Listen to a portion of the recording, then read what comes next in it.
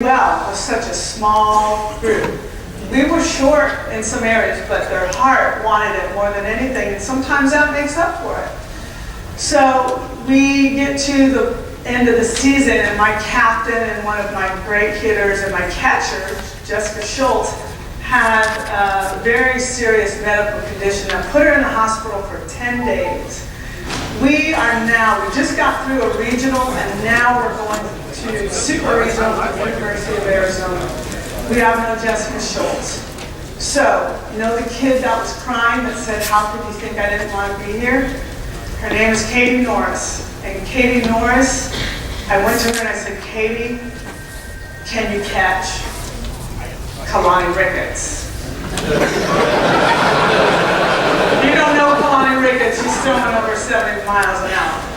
Well, Katie is such a cheerful kid, and she said, "Well, the last time I caught was in high school, so yeah, I think," and I'm like, "Okay, what else choice do I have?" So we get to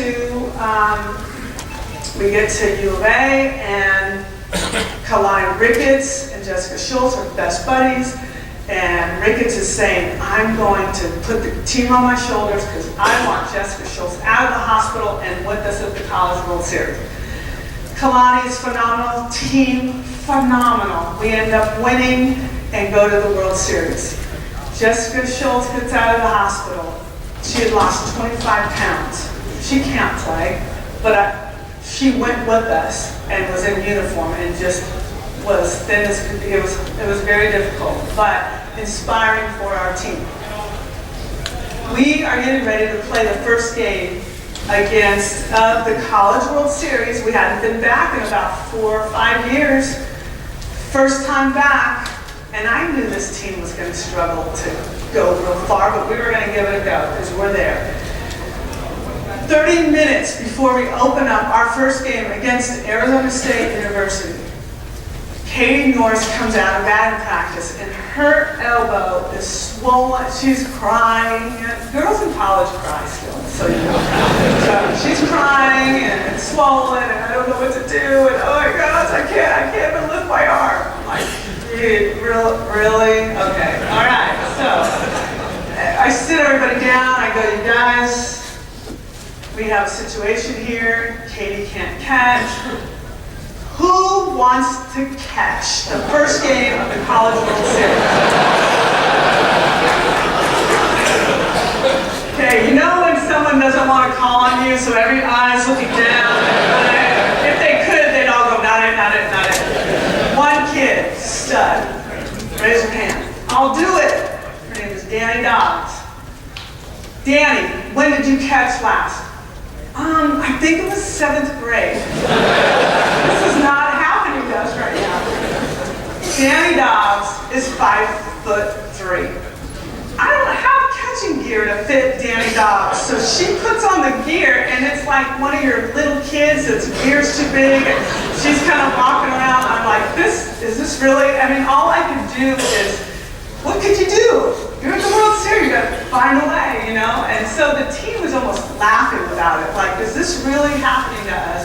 We're here, let's just, well, Danny Dobbs is that feisty third baseman. Everybody needs that feisty, tough third baseman. So you take her out, and now the domino effect was happening all over the infield and the outfield. It was just crazy. So, long story short, Danny Dobbs is behind the plate, and the first pitch gets thrown, and she's down. I mean, she's dead. Like, Kalani is going to knock her backwards with the pitch. So she's down, and she's got her hand right here, and the first pitch comes, and she puts both hands out. She turns like that, and then she opens her eyes, and she's looking right into our dugout. And she's like, "I'm sorry." So it was just really something that we had to laugh about. But we lost at the World Series. We lost in 2 games. We were out.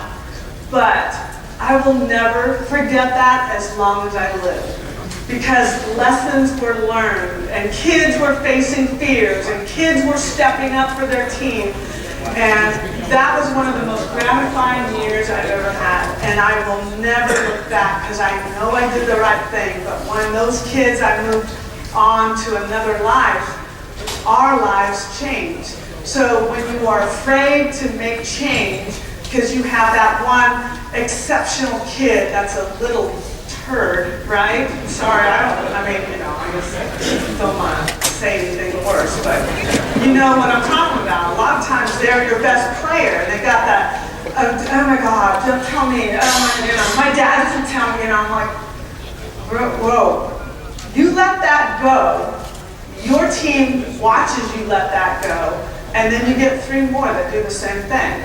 Now, it's not as hard to yell at you because you're not as good as her. And the team sees that. So you better step up and stand up to that. It'll change your world. It'll change your team. It will gain you respect. And in my world, I don't care that my team really so much likes me. I want them to respect me. If they respect me, they like me. There are too many coaches today that want to be liked. And even on my own staff, I've asked my coaches, hey, get into that kid. It's like, and sometimes it's the male more than the female. It is more like, what if she doesn't like me after that? Or I'm like, excuse me, what? If you want to be liked by kids, then you've got a problem. You need to see. If they respect, just everything I say here, don't take out those doors. It's just me being real, okay? That's me. I'm old school. You're going to hear me as I go along. Understand that I'm about good old-fashioned leadership, and you may not like a lot of the things that I do, but if you respect me, that means a lot to me. Those kids that you think don't like you, 10 years down the line, write you that letter that blows your mind. It gets sent in the mail and they apologize for their actions and they tell you how much they learned from you in that moment. When you're going, I can't reach this kid. She's not listening. She hears everything that you say. Everything you say, they take in. Everything, whether it's edifying or whether it's not. They hear it. They feel it, they go home, they tell their parents, they talk about it, it resonates, it lives in them. If you ever have any of your players go off and be coaches, which to me is one of the highest forms of compliment, is when your kids go out and want to coach, because they saw something that you did, or they see your style and go, hey, I want to do that. There are many kids that see me as a mother and a parent and a wife and a coach and say, I don't want to do that. You always look tired. You always, but a lot of them do. And when they go out coaching, they say everything that you say. They look the way you look. They stand the way you stand. They do the same drills. It's kind of fun to watch because you're like, oh my gosh, that's how you warmed up. It's a compliment. Know that you are making such an impact on these kids. You don't even understand. You really are. You're very important to them. The way your team acts and the way they play represents your personality. So if you don't like the lack of hustle on your team, then come more energized and be a little more hustling yourself as a coach. Everything you do on the field, they'll take that personality. Think about that.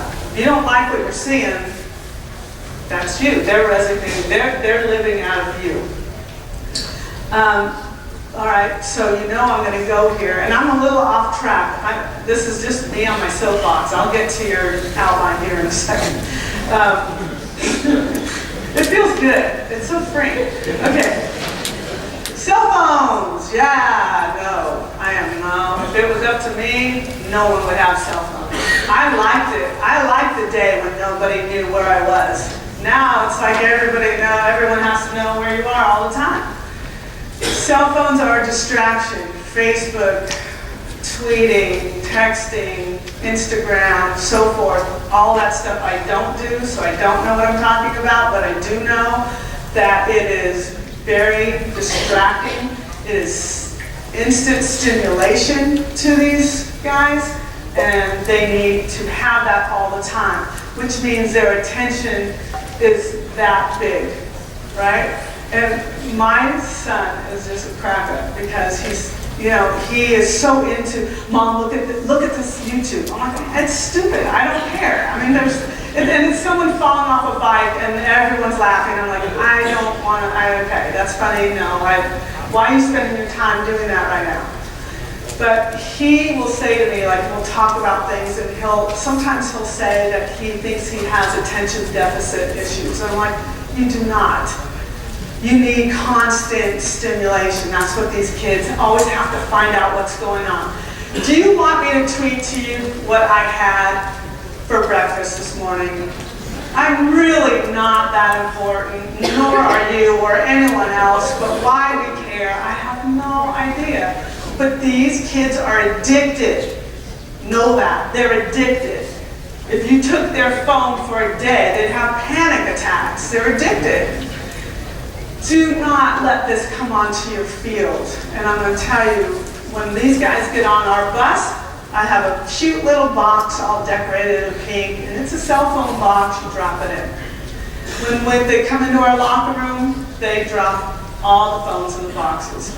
And when you hear the box, it's like buzzing and ringing, and it's just like ready to explode.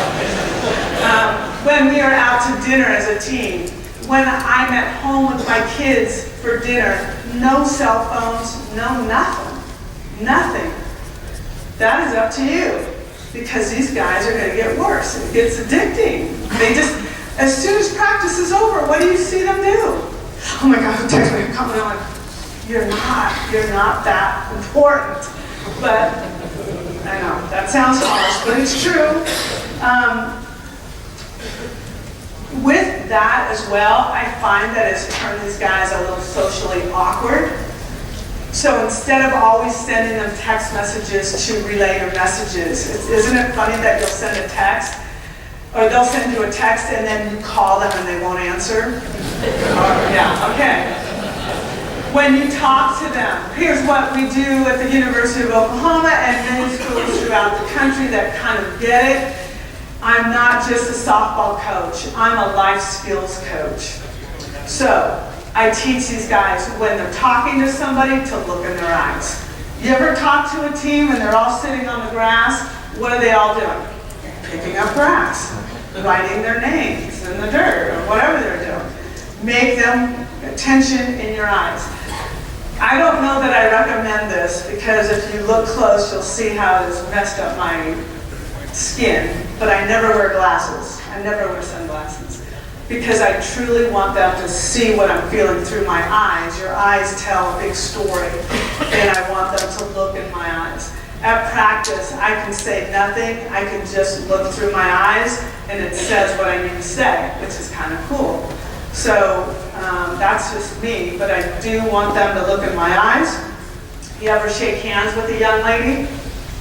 It's like shaking hands with a wet noodle. They just don't have it. Teach them how to shake with confidence and look in your eyes when they do it. Who's taught them that? Nobody. I teach them about being on time, the importance of punctuality, and how disrespectful it is when you have other people waiting for you. And I am the worst at this, I have to admit. I am not a very punctual person, but I don't do what I say. Don't do what I do, do as I say, right? That's why it's good to be a teacher sometimes. Dress for success. When we go on airplane rides or wherever, we're always dressing up. And then it becomes a contest to who can wear the highest heel. And so then I got to shut all that down. But you need to teach them how to dress for success and not dress to go out like they're going to a party. You watch the way kids dress these days? Oh, if you guys have teenage daughters, my heart goes out to you, because I don't know that I would let my kid go out the door with some of the stuff that these guys wear. Yet, I look back in the day, and my mom used to wear the shortest miniskirts ever, so it's hard to, it's just the generation, but there's something to say when you are traveling as a team about teaching them about professionalism, which is important. And I teach them to stand behind their